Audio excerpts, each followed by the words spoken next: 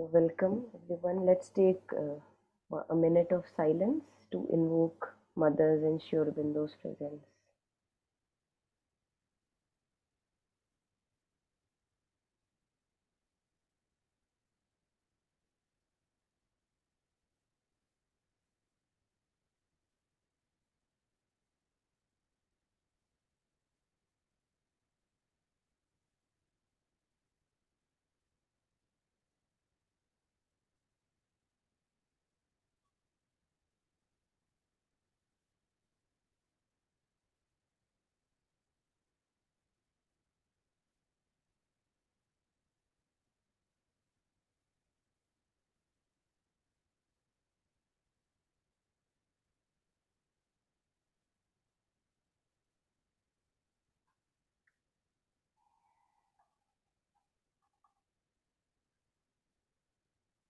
So, today we have to pick up the threads. We were at this juncture, How to Conquer Desire, and we had read the first paragraph here, Rishabhchand's book, In the Mother's Light. Today we continue where he talks about a suggestion by the mother where she gives a simple and effective way of conquering desire. So let us go through this. It's a big paragraph. We'll read it all together at once and then we can take reflections. So starting from, the mother teaches us a most simple and effective way. If anyone would like to read, please go ahead. Uh, yes, Yeah. the mother teaches us a most simple and effective way of conquering desire. It is lit up with knowledge, and that makes all the difference between it and the ignorant, coercive methods of impatient asceticism. She says that the best means of self mastery is a dual movement of transcendence and surrender. It is sheer folly to wrestle with desire in its own field, where it is almost invincible by any human effort and constantly fed and fortified by its own universal energy. What we have to do is to step back from the lower vital, which is a part of the ununiversal nature, abounding with all sorts of desires, cravings, lusts, hungers, etc., and take our stand on our true being. Once we learn how to stand there, we are free, free from the compulsion of the forces of nature. Tranquil witnesses, we can watch the desires invading us like waves from the surrounding sea of universal nature. It becomes then increasingly clear that they do not belong to us. They are not at all native to our true self.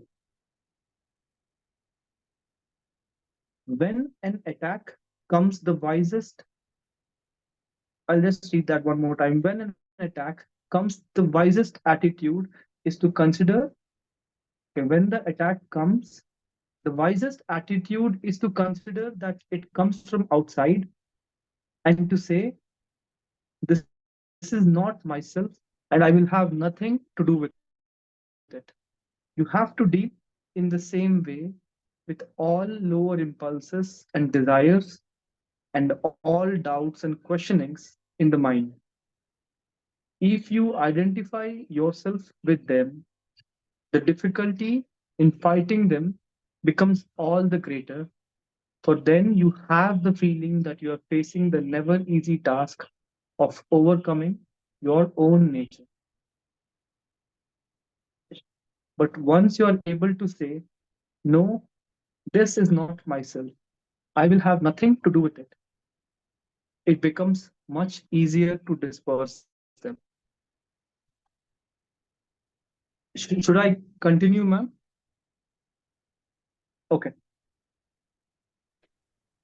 In fact, all desires come from outside, from the universal nature, and take shelter in our subconscient vital.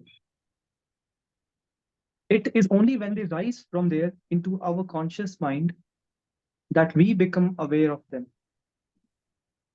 It is our ignorance that makes us think that they are ours and that we must exert ourselves either to satisfy or suppress them. They belong to a world of their own, the beings of which seek to make us their tools for perpetuating the reign of evil and suffering upon earth. Here, a word of caution seems to be necessary. In the beginning, when we practice the rejection of desire, we have to be very careful that we do not indiscriminately reject all movements of the will and discourage all violation. It is essential that we should not be able to it is essential that we should be able to distinguish between a will and a desire. A desire is always accompanied by an over eagerness or an impatient precipitance, a straining or a tension, and a certain uneasiness in the being, whereas a will is a self possessed impulsion, quiet even in its intensity, and more or less assured of the sanction of the divine or that of the most luminous part of our being. It may be that in some cases, this discrimination will be somewhat difficult. But as we progress in inner purity by a persistent rejection of desires and aspiration for the reception and realization of the divine will in us, the difficulty will diminish and finally disappear. And it will be not only possible, but quite easy to detect and reject all desires and accept all impulsions that come from the divine or from our inmost self. During the stage of transition, when there takes place a transference of initiation from desire to will, there may be passing moments of misjudgment and or indecision, inevitable in every transition. But our sincerest and aspiration, but our sincerity and aspiration for release from the bondage of egoistic desires will be a sure safeguard against any major error or serious setback. And the divine help will always be there to light our path and lead us to the truth. Thank you. Thank you. Yeah.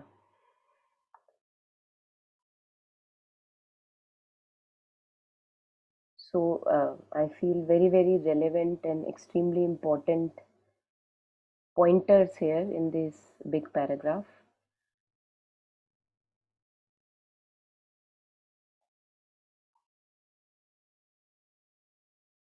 So one is impatient asceticism, ignorant and coercive, which doesn't help us much.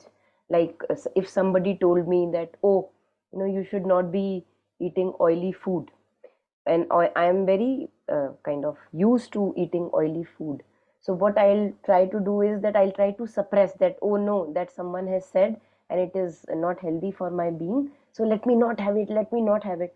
But I have not understood why oily food may not be good for my health. So there is lack of understanding, and that is why I was sharing earlier, in one of the sessions, that for example there are books written on these kind of foods, that why you should not be having, say, dairy products or whatever, or cigarette or anything.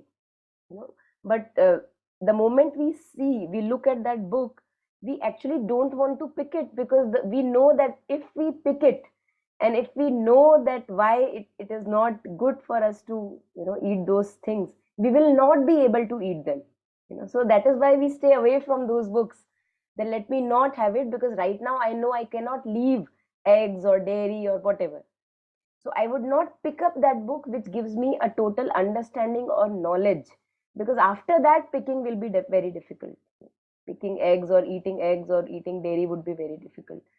So the best uh, thing how not to change your habits is that do not understand what are the habits that are ruling you, because when you are not understanding, then you will actually not be able to overcome habits which are not beneficial anymore. But when we understand about things, when we go deeper and go to the root causes, okay, where is this food product coming from, what is it doing into my in the body, how it is affecting my body, then it becomes more and more difficult for us to continue the old same patterns. So mother uses the same strategy. uh, of course, we are just looking at the surface, but it seems like the more we understand the root of desire, why it is there, why are these masters saying that you step back from desire, what is happening in my being when I am following a desire, and when it is satiated, and when it is not satisfied, how do I feel, what does it do to my being. When we understand the whole process, then it is easy to step back. So that's what is shared in this particular one, that mother teaches us most simple and effective way of conquering, because suppression is not effective. Anytime, like jack in the box, it shoots up and again you have desire in front of you, you're struggling with it. So mother teaches us most simple and effective way of conquering desire. It is lit up with knowledge. You know about how things are happening, the process of it. And that makes all the difference between it and the ignorant, coercive methods of impatient asceticism. That for 16 days, I'm not going to touch this, and as if you're suppressing it. From inward, you feel a desire, but upper say, you're on the surface, you're just trying to suppress it. Talk about relationships, that, oh, right now I feel I'm vitally very much involved everywhere in my relationships. And mother has said that it's not good for a sadhak on the path of integral yoga to be vitally involved with so many people all around. Mother says it is not good, but you have not understood why it is not good. So and still your energy is coming from vital interactions with others. So no matter how long you try to suppress, 10 days, 12 days, within yourselves, light, ripples will be coming, that, oh, let me phone that person, let me talk to her or talk to him, because you have not understood why mother is saying it. So like that, it just shoots up anytime it finds a window. So here she says that the best means of self mastery is a dual movement. What is the dual movement? Of transcendence and surrender. It is sheer folly to to wrestle with desire in its own field. So we were talking of last time, we were talking of as if there are different planes in our being. One is the plane of ego consciousness, the vital self, the desiring soul, and then there is the plane of the psychic being. Then there is the plane of witnessing, and then there is the plane of even rising above into our spiritual self. On which plane am I operating from? If I am on the plane of separate limited self as an ego consciousness, it is impossible that I stay away from desires. Ego means desire. Ego is equivalent to desire. So that the more I feel restlessness, agitation, and desires that are ruling me again and again, the more I can be sure that I am in the ego zone. You're on that floor, and they go hand in hand. You can't remain on the ego zone and yet be away from desire and agitation. It is not possible. So that's what is shared here, that in its field, it is sheer folly to wrestle with desire in its own field. This is also in nature we see. That, for example, a tiger or a lion, they have their own boundaries, that okay, this is my area. And in that area, if some beast comes from outside, more likely it is that it is going to let lose the game from that tiger which is ruling that property, or the that forested area. Because in its own area, that tiger is the king. But when it goes to some other domain, then it's likely that it loses, maybe. So in its own domain, desire, we cannot wrestle with desire. It's folly to wrestle with desire, where it is almost invincible by any human effort, and constantly fed and fortified by its own universal energy. So in energy of the egoistic separate consciousness, which feeds on desire, which is always desiring. What we have to do is to step back from the lower vital. This lower vital is the one which is craving all the time, agitated, restless. मुझे चाहिए, मेरा नाम, क्यों नहीं आया मेरा नाम? My name, my position. Acknowledge. Why are not people acknowledging me? All this centeredness around me. Let me be the first one. So there's something within us which jumps at things, tries to possess them, and feels always lacking within. That's our lower vital. All the desires and clinginess and cravings are here, which is a part of the ununiversal nature. Why? Because it is anti-divine. It's not giving us good qualities of our divine nature. Hmm? Abounding with all sorts of desires, cravings, lusts, hungers, etc., and take our stand on our true being. So first step is to step back. And then he says, once we learn how to stand there, so when we stand as awareness, watching at the movements in our being, and take solid stance as awareness, then it is possible to stay away and not take any action followed by those dictates, lower dictates. Once we learn how to stand there, we are free from the compulsion of the forces of nature. Tranquil witnesses. We can watch the desires invading us like waves. Desires will still come, but now we are watching. We are watching the dark cloud come on us, of wanting respect, wanting love, wanting whatever. Hmm? So we are watching the dark cloud come on us, but we are not following the dictates of that dark cloud. Tranquil witnesses, we can watch desires invading us like waves from the surrounding sea of universal nature. It becomes then increasingly clear that they do not belong to us. They are not at all native to our true self. Now he quotes the mother. So just we take a stop, maybe pause here. Thich Nhat Hanh in one of his talks also says that this is true freedom. When an impulse comes to you, your senses are taking the sensory input. किसी ने कुछ कहा, somebody said something, the mind interpreted it, and now there is some aggressive stance that you want to take, under, say, as if there is an impulse, but you stand back, you don't do that. You are not moved by that impulse. He says this is true freedom, that you are not a slave to those impulses. And then the way he says it, it's so beautiful. Maybe if I find that video, I'll share it with you. He says that this is where I am free. I'm truly free.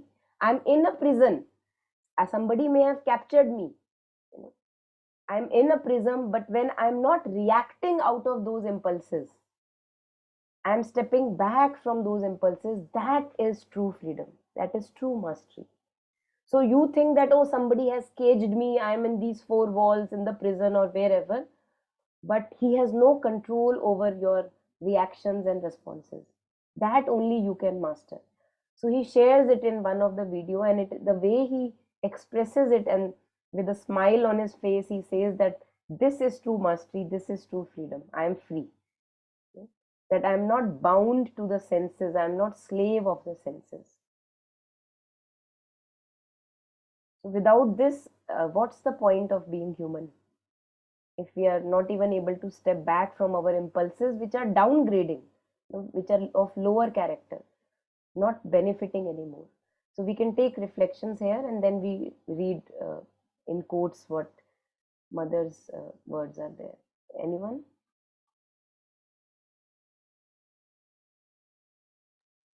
Um, in few sessions before with Taru, we were reading very nicely the difference that mother has spoken about this about choices and preferences.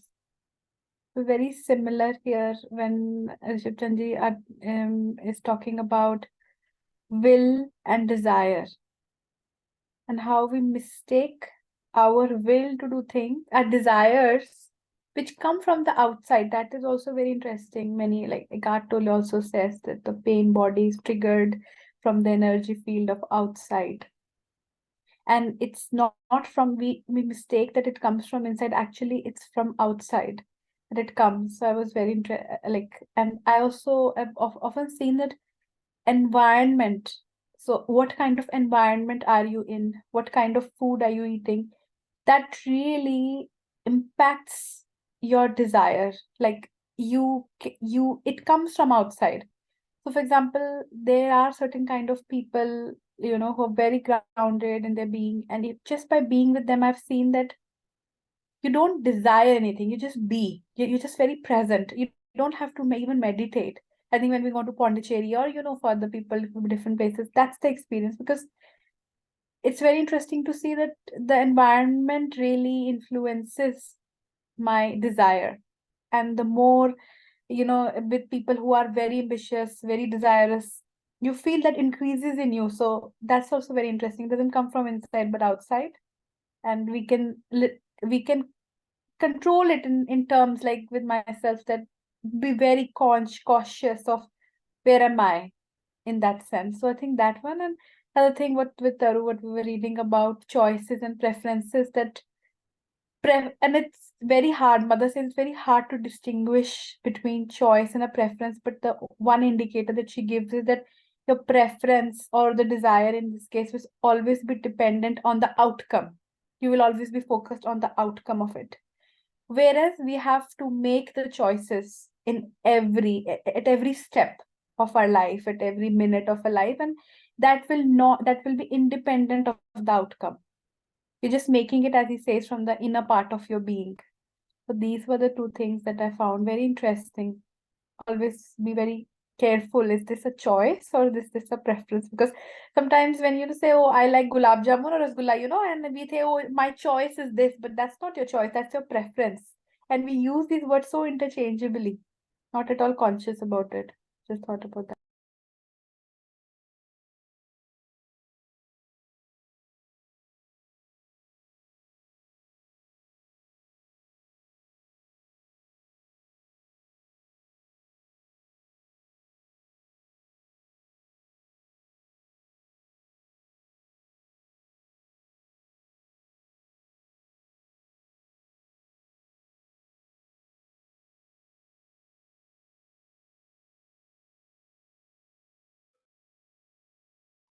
So how they come from outside and how we are actually feeding them all the time.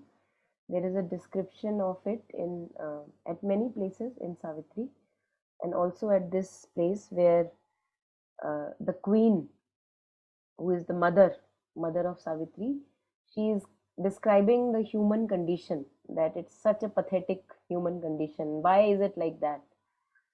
And then she talks about the human condition, and here we see uh, a few hints on how we are actually feeding the enemies which are coming from outside, thinking that they are our own, part of our own being.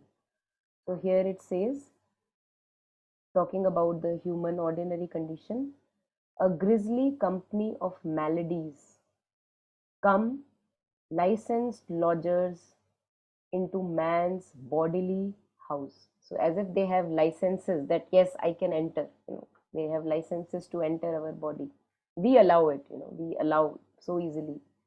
Purveyors of death and torturers of life, in the malignant hollows of the world, In its subconscious cavern passages, ambushed, they lie, waiting their hour to leap, surrounding with danger the sieged city of life. City of life is our own body, the being, the whole being. Ambushed they lie, waiting their hour to leap, surrounding with danger the sieged city of life, admitted into the citadel of man's days. They mine his force and maim or suddenly kill. Ourselves within us, lethal forces nurse. We make of our own enemies our guests. Out of their holes, like beasts, they creep and gnaw the chords of the divine musician's lyre, till frayed and thin the music dies away, or crashing snaps with the last tragic note. All that we are is like a fort beset. All that we strive to be alters like a dream. Mind suffered lamed by world's disharmony. And then he continues, a treasure misspent or cheaply, fruitlessly sold in the bazaar of a blind destiny, a gift of priceless value from time's gods, lost or mislaid in an uncaring world. Life is a marvel, missed, and art gone wry. So here where he shares that how we make of our own enemies our guests, and we are feeding them ourselves within us, lethal forces nurse. So what we were sharing, that as if they are all coming from outside, but for a long time in our life we don't know that it is coming from outside. I think of it as my own. I have to fulfill this demand. Why? It's my demand. And in the fulfillment of those lower demands, we actually strain and drain ourselves so heavily. So that's what it was shared, that they mine and drain our force till the musician's lyre, it is snapped, the cord is snapped. So ego can go to such extent, the stubbornness that we have in the ego consciousness, it can go to such extent that it will actually harm you in the body. You will degenerate a disease in the body, so as that, oh, I want attention from this person. It doesn't care about our health. It doesn't care. And that is true. If we look at ourselves, we actually do such pathetic tortures to ourselves just because we are not able to leave our stubborn lower demands. So that is why thinking that these are my own is not helping. Noticing that and stepping back from them, that as if you are holding on tight to mother's feet when the dark cloud is over you of those demands, lower demands and lower impulses, and you are not leaving those feet now because you have done that enough, and totally ignoring their presence, in the sense not listening to their dictates, and then the cloud kind of it passes over you, and you're fine. You didn't take action according to that lower demand. And of There's course, one as thing, yes, yes. I just said there's one thing that also helps me quite significantly. Something mother said, that when you even reject one demand of, one desire or something, that something you might feel is something very small I did, but that victory is not yours alone. You have really created a big, you know, how to say, a wave of change in the world of desires. They have their own world and you change it completely. So even your one effort is very important. So never think that, how will just one thing, if I just say no to this thing, how will it change? It will, because you have really created. And then there was this also a separate place I read,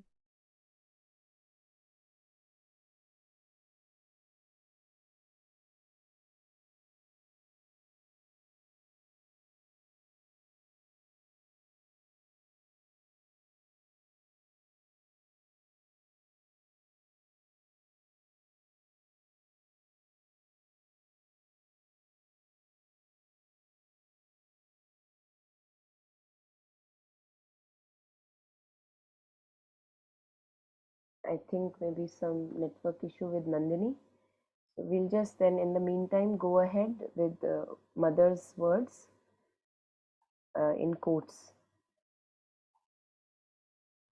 When an attack comes, so it's again very good to see this, because the attacks will come.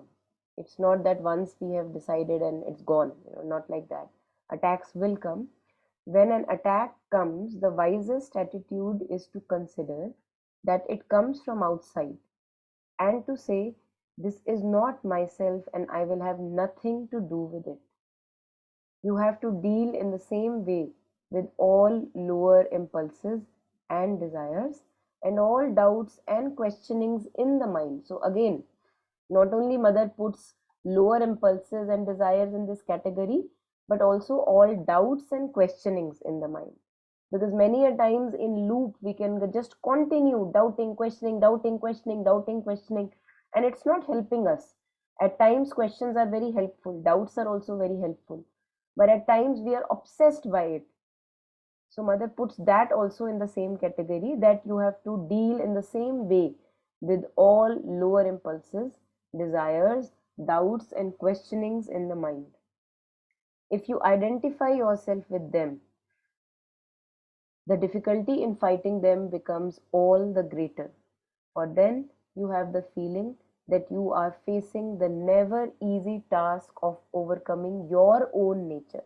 So as if, that's the point actually where we feel so frustrated at times, that we are not able to do it, because we consider that it is me, I'm trying to transcend me, and that becomes very frustrating at times.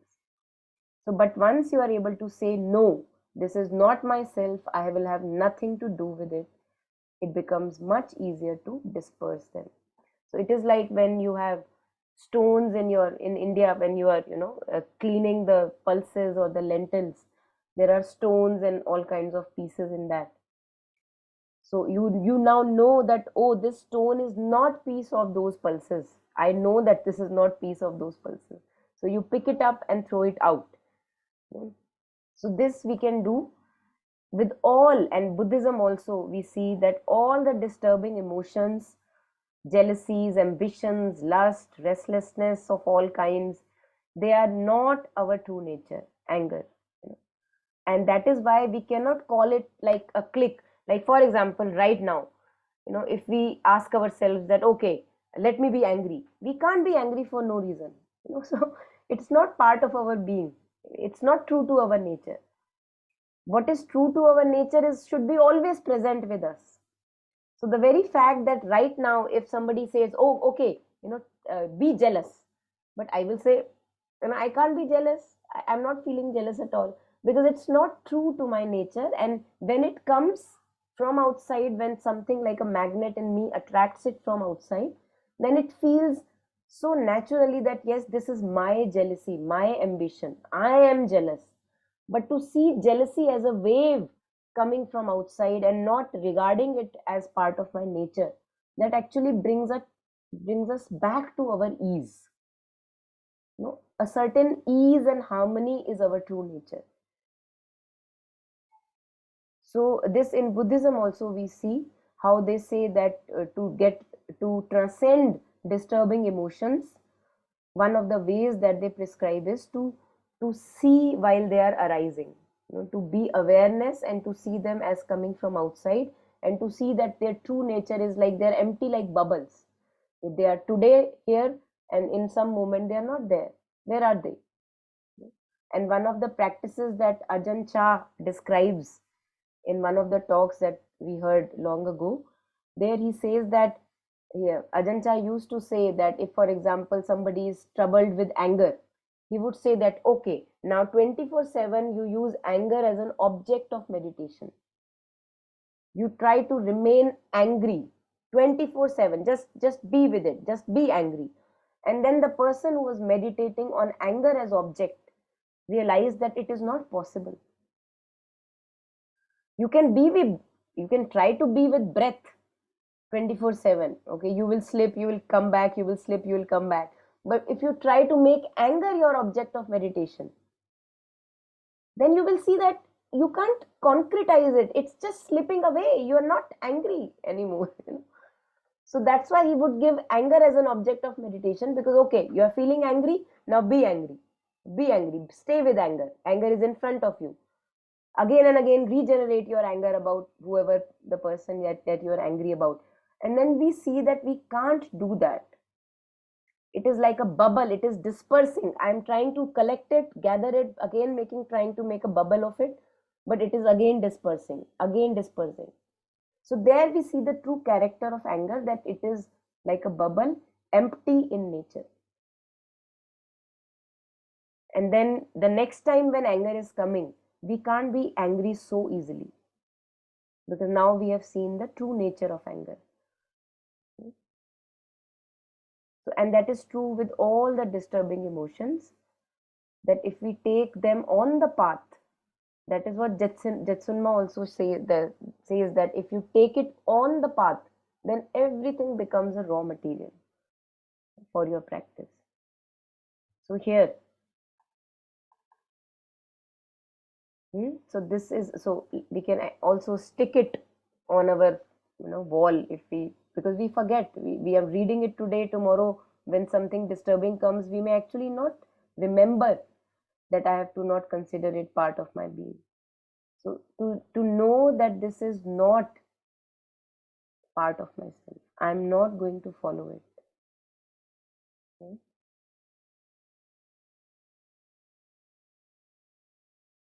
Yeah, so anything here, anyone?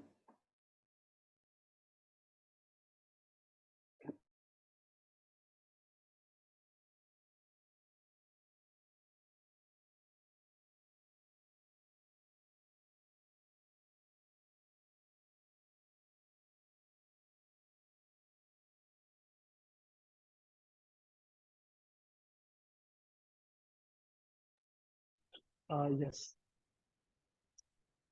So one thing I notice is, when desires come, um, and the consciousness can notice, like I can see that it's a desire, it's not mine, and I say that I want to reject this. I don't even say I want to reject. I say I reject you. But what it does is, it'll say, okay, you reject me, but now I'll take control of your physical body. I'll use your muscle memory of your old actions, and I'll do something that will kind of bring down your consciousness. The reason I say this is, I think control over physical body, I think exercising, or I think putting it through a certain practice kind of gives more control on the physical side of things, because every time a desire comes, even though mentally I'm saying don't come, you're not mine, it takes control of the physical nature, and it does something uh, that really, like, let's say someone, let's say for example, someone likes to smoke, desire comes, and he's stressed out that this desire is not mine, please go away. Even if he's not stressed or he's kind of impatient, let's say, he just grabs a cigarette and he has a cigarette, and that's it, it goes down from there. So having that control over the physical body while also working with that, on the day, on rejecting desires, I think I feel for myself it's important.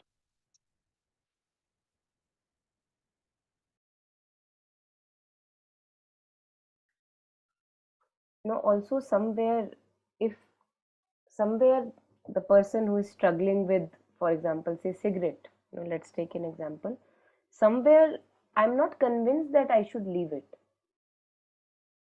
I'm not convinced. It's okay, I can smoke. So that's what the first part of the passage that we were reading, knowledge, knowing why I want to leave it. Because most of the times we are struggling in ignorance, because a big part of my being right now doesn't want to leave it. It feels okay with smoking. A little part of me says, no, no, no, it's not good for you, you should leave it. So it's like a lost battle, actually, because I'm not convinced that I should leave it. Same about relationships, same about vital entanglements, same about anything derogatory in nature. If a major part of me is not convinced that I should leave it, that अरे ठीक ही तो है, I'm okay, I'm fine with smoking, or I'm fine with these relationships, or whatever, that I a part of me thinks that I should leave, then there is no point, it's actually a lost battle, because we will not be able to do it. So when a total understanding comes that okay, right, I have suffered enough, that's where suffering comes into picture. When all of us come to a point in our life that we have suffered enough following the derogatory and lower ones, then there something in me stands up and says, I don't want to torture myself anymore. Then we are able to step back and look at those impulses coming from outside. And I don't even need to say, oh, you are coming from outside. No, I see them coming from outside. I don't want anything from those lower dictates anymore. But for a long, long, long time, that conviction does not come. That is why pain is there or suffering is there in our life, because it gives us conviction that I don't want to go the same path again, which I have traversed so many times, and I again and again land up in so much of pain. I am not going to do it now. And then you are ready to do the tapasya, which is the ingathering of prana or ingathering of energy, while you are, as you said, that the physical movement goes to the cigarette while you actually consciously may not want it. But this physical movement that goes out to the cigarette, it means that conviction is not there, and still some a major part of my being thinks that it's okay. I mean, who cares? I'm fine. I want to. But when I have suffered enough, if you have had lung cancer, smoking cigarette, ask a person. That's why with cancers we see so many transformations. Ask a person who has got lung cancer after smoking cigarette. Now he's convinced that no matter, even if he may have impulses of smoking cigarette, he would not be doing it. He has suffered enough. That is why suffering exists, because we don't learn that easily. Otherwise, what would be the need of suffering? We have traveled so far away, as if, from our true nature. We identify so much with the lower nature that only when suffering or pain comes for a long time, and when this consciousness recognizes that, oh my God, haven't I tortured myself enough? Now, not anymore. Then you are able to step back. Then there is no fight within. Then there is knowledge within that no, I don't want to do this. This is not right for us. Then you are also able to make the right choice, the Aryan choice. And Sri Aurobindo says that the Aryan choice is every moment a struggle, a battle, and what reveals the Godhead against what conceals the Godhead. But for a long time, we are not able to make that choice. I know about myself that to me, nothing, really came for which I did not get convinced. I only got convinced when I had just too much of pain, and then I realized that, हाथ खड़े कर देते हैं जैसे बस, that अब नहीं होगा, now not anymore. Then only you are able to do it. So it's a long process, and I feel that suffering or pains have this purpose, that they make us convinced of not treading the bad or the path which does not belong to us, so that we can rise first as a man and then to our diviner stature. Otherwise, how long will we keep wallowing in mud and filth? How long? Thinking that, oh, this is who I am, this tucha prani. So that's what mother is saying, that don't identify that with that lower being. You are not that being. And that is why in sessions also many times I have pointed that don't say that, oh ma'am, I am like that, and I am, oh, but my mind is so clever. It's just coming from outside. You are not that. You are the light which is able to look at that, because so long as we keep on identifying with that darkness, we will not be able to transcend. It's not us, it's not us. And then of course, as you were sharing, when I'm saying, oh, I don't want this, I don't want to go the older path again, I don't want to go the older path again, it is not possible to just keep resisting like that. You also need a higher path in front of you. There must be some good occupation that we give ourselves. Just sitting on my table and there are so many cigarettes lying, and I'm saying, no, no, I'm not going to have the cigarette. Oh, no, I'm not going to have the cigarette. But I'm not doing anything else. I'm not Yes, engaging in, that will not help. yes, yes, ma'am. Thank you. There's a very interesting account of Chitsunma in her book where exactly she talks about what you were saying, that although a part of us know what the higher self knows our direction, there is still a part in us that enjoys the worldly pleasure, the samsara. And she gives the example of her life in England when she was still a young woman, although she knew from a very young age that her path is very different, and her purpose of life is not this in England, and she doesn't belong here, it's not her place. um she was in her adolescence, she says that I was really interested in going to party. At the same time, she was also a part of the Buddhist group that she really enjoyed, and she was living both two lives. And she said before going to sleep, sometime a lot I used to think, what's happening with me, how come I'm doing both, they're so contrary. And the voice said, don't worry, when the time is right, you'll be able to leave, what needs to be left. And that's it. So there was no like torment, and how much we torment ourselves that we're enjoying both and yet we want one, and but she was living parallelly both.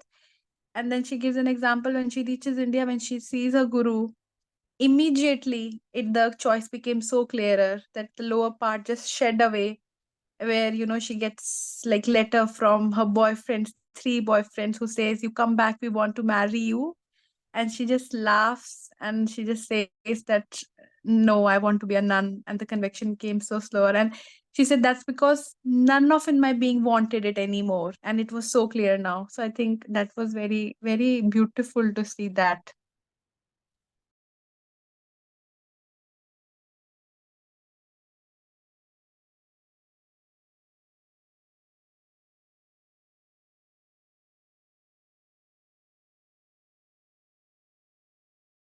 Yeah, thank you. Anything else, anyone at this moment?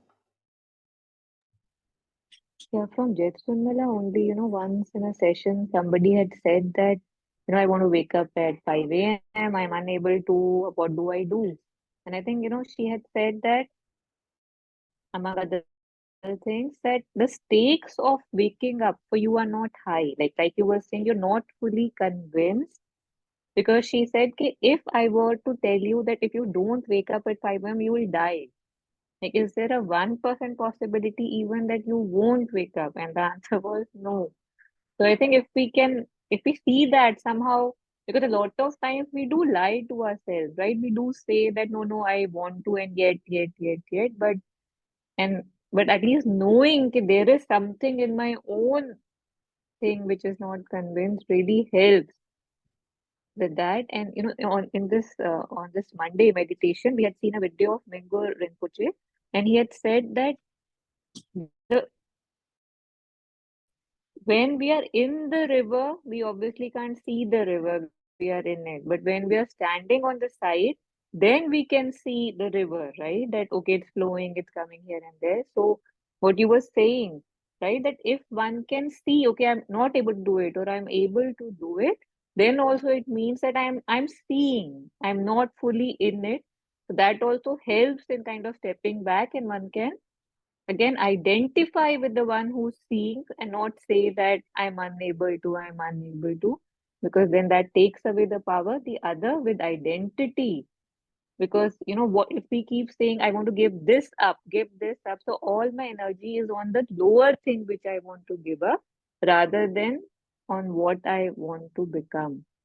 So it sounds like a small thing, and it logically feels कि what's the difference, right? कि I want to give this up so that I can get it, but it makes a difference. And one last thing, that more than, in addition to reasoning and logic, I've seen that sometimes, and I've observed it in other people too, that sometimes things just stop for you. Like would be a person who says a hardcore non-vegetarian with no inclination for vegetarian or veganism. And one day they would say, okay, I can't eat this anymore. Like it's not that I feel morally it's wrong, and yet that's it. Like I just can't. So when we feel that everything has to be logically, reasonably worked out, if there's an, I don't know, some grace or some aspiration, or sometimes just, I don't know, maybe you've aspired before, things switch overnight. Like you just can't do that. So one must have, faith in these miracles and these happenings that are bigger than ourselves and the patterns that we are used to. Thank you.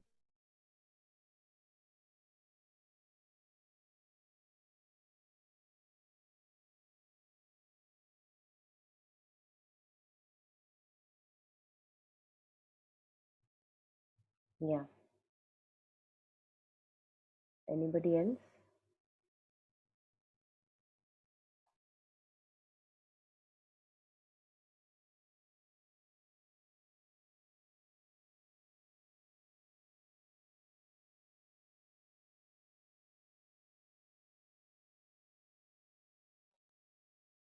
We take a little bit more. In fact, all desires come from outside, from the universal nature, and take shelter in our subconscious vital. It is only when they rise from there into our conscious mind that we become aware of them, that as if we have picked them, only then we see. When we are able to see them rising, that is what means conscious mind. Subconscious is that they have entered your pocket and you don't even know. That would be the subconscious vital. Subconscious is that which is below the conscious level. So they have, something has entered your pocket and you have no clue that it is there in your pocket. So mother says, Rishabhchand says, it is only when they rise from there into our conscious mind. So I become aware that I have this demand or expectation or a clinginess or liking or a preference. Then when I become aware of it, that I'm sticking to it, then we know that, oh, it is there, it has entered my being. It is our ignorance that makes us think that they are ours. So, as if something has been put into your pocket from outside, it was not there before, and now I begin to feel that it belongs to me, it is mine. So, it is our ignorance that makes us think that they are ours and that we must exert ourselves either to satisfy or suppress them. So, as if that now I have taken a new employment, that because it is in my pocket, it belongs to me, and I have the responsibility to fuel it with petrol all the time. Why? Because it is in my pocket. Because I did not see it entering my pocket. So that's what, we take onus of it, we take responsibility of it, and then we exert ourselves to fulfill that demand or to suppress. Both come in the same category. They belong to a world of their own, the beings of which seek to make us their tools for perpetuating the reign of evil and suffering upon earth. This is what we were reading. In ourselves, lethal forces nurse. Out of their holes, they creep and gnaw. So, this is what we were reading, that they belong to a world of their own, the beings of which seek to make us their tools for perpetuating the reign of evil and suffering upon earth. Here, a word of caution seems to be necessary. Now comes the discussion between what is the difference. There is a difference between will and desire.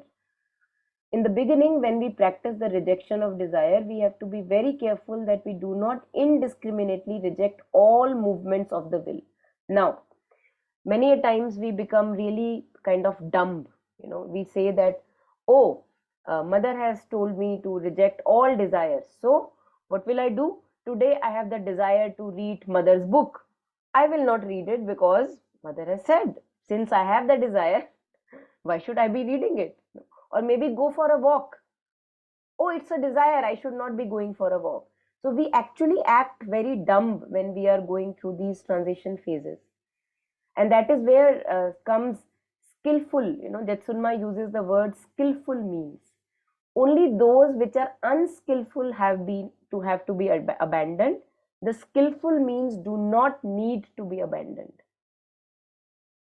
The will has to be there, otherwise why are you lying like a rucksack, just like a piece of cloth? What's the point of existence when will is not there? When you are not able to do anything good in your life, what is the point of being human? So we have to know that what is skillful thing, what will be beneficial for me, and what are the paths which are not beneficial for me, which now I have to abandon. We don't have to become dumb. We have to use our intelligence and discernment, which is always present. So there is a difference here. So it is essential that we should be able to distinguish between a will and a desire. And then there is a subtle difference which he shares. A desire is always accompanied by an over eagerness. Something in you is jumping out. Like, I have to do this. I have to, tell my name in front, or, call this person right now. Like, everything has to be done with an agitation. And it may not be very visible in the body, but inside you feel an agitation, restlessness. You'll be able to see it. If we are able to be conscious, we will be able to see it. Or an impatient precipitancy, a straining or a tension and a certain uneasiness in the being. We will see that when we are not able to fulfill, that there is something in me jumping to do that activity, and when we are not able to fulfill that action, there is a disappointment in the being. That disappointment tells me that there was an agitation. Many a times I am not able to catch the agitation first. So I may say that, oh, no, it doesn't matter. I am very neutral about it. I'm seated above. But actually, when that does not happen and you have disappointment, then it shows you that no, you were actually attached. There was agitation involved. So this we can take as in at other place also, mother says that in desire there is always an intense vibration of excitement and disappointment. The stones of duality, they are there. So that's a very good observation for us to see. Straining or a tension, certain uneasiness in the being. Whereas a will is a self-possessed impulsion, quiet even in its intensity. So you may be very intensely, passionately doing something, putting all your effort in it, just because you know it is the right place to put effort. Quiet even in intensity. There is an intensity, but there is not that agitation and impulse of getting things done in your own way. That is will. It knows what has to be done and it does it quietly but with intensity, and more or less assured of the sanction of the divine or that of the most luminous part of our being. So this is very important. I think I'll stop here today. This is very, very important, that something in our being knows that this I will do, whether the result comes to my agreement or not to my agreement. This I will anyway do. Like helping somebody on the way, or, I don't know, maybe supporting someone, uplifting someone. Whether that person respects you, rejects you, whether your name is in front or not, you don't bother. You know that, no, this I will anyway do. So you will put all your energy into it intensely, quietly, and yet not be bothered about or disappointed about the results. And there some part of our being knows that there is a luminous sanction, there is a sanction. It's a higher, loftier thing that you are taking action for. You are not doing it for your personal interest. All of us can see that in our being. This is very visible. If we are conscious, we can see it.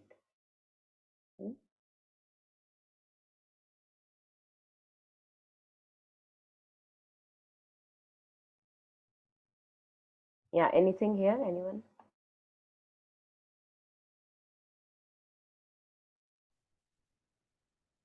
Yeah, one thing which was interesting for me to observe was that, usually we say, okay, I want this or I don't want this. There's this desire.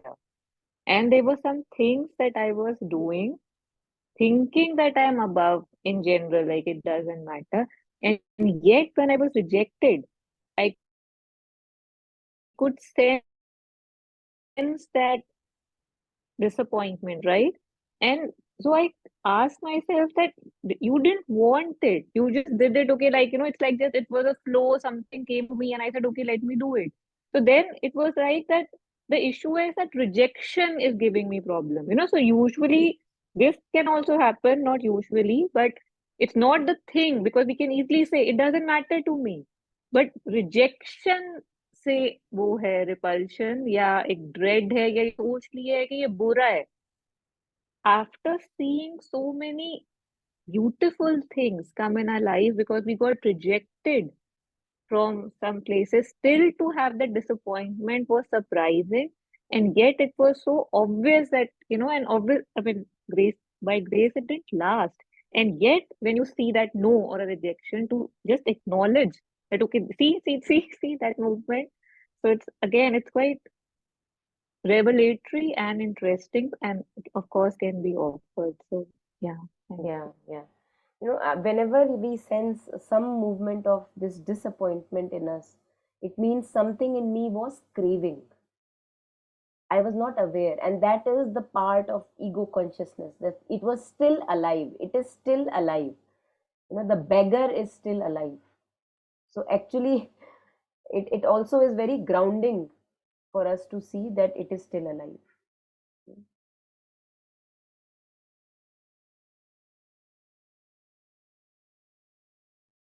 That's a good one. The beggar is still alive. Yeah.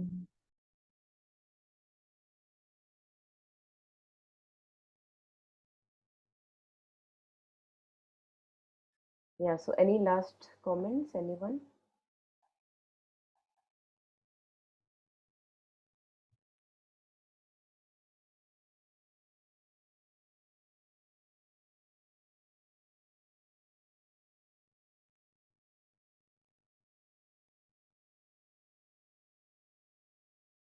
So this is how actually how we, I feel how we purify vital love.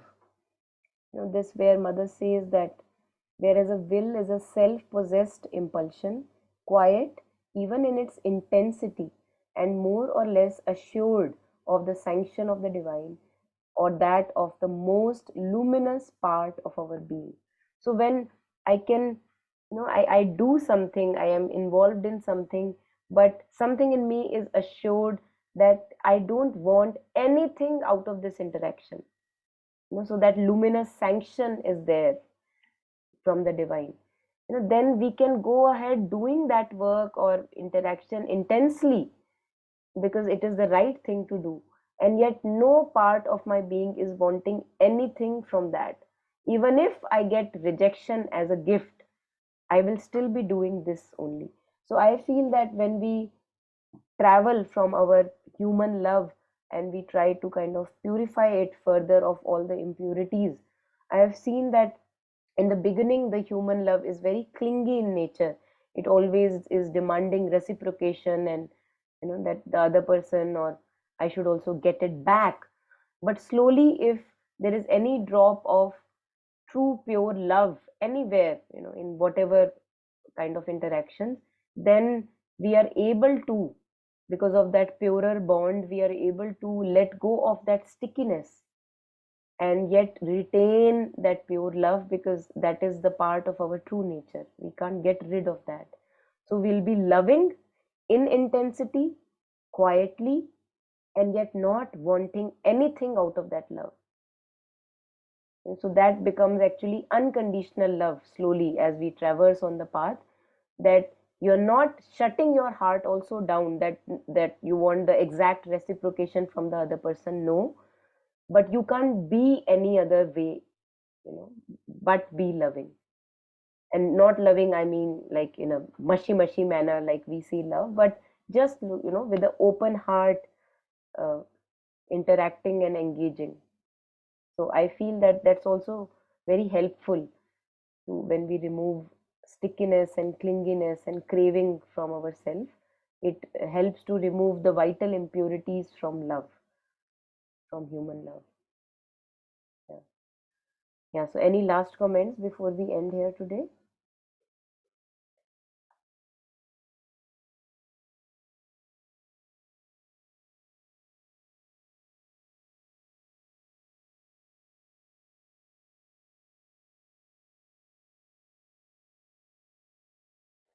All right, so we just take a moment of silence before we leave the session, sharing, dedicating all the merit, understanding of collective reflections, reading,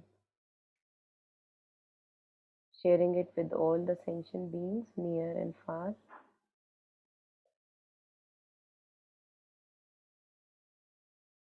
May all of us have the courage to be non-sticky, non-clingy, and letting each other blossom fully.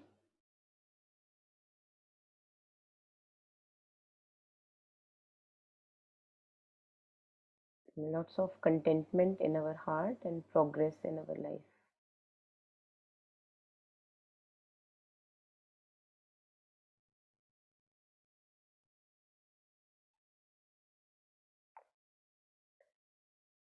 Thank you. Thank you. Thank you.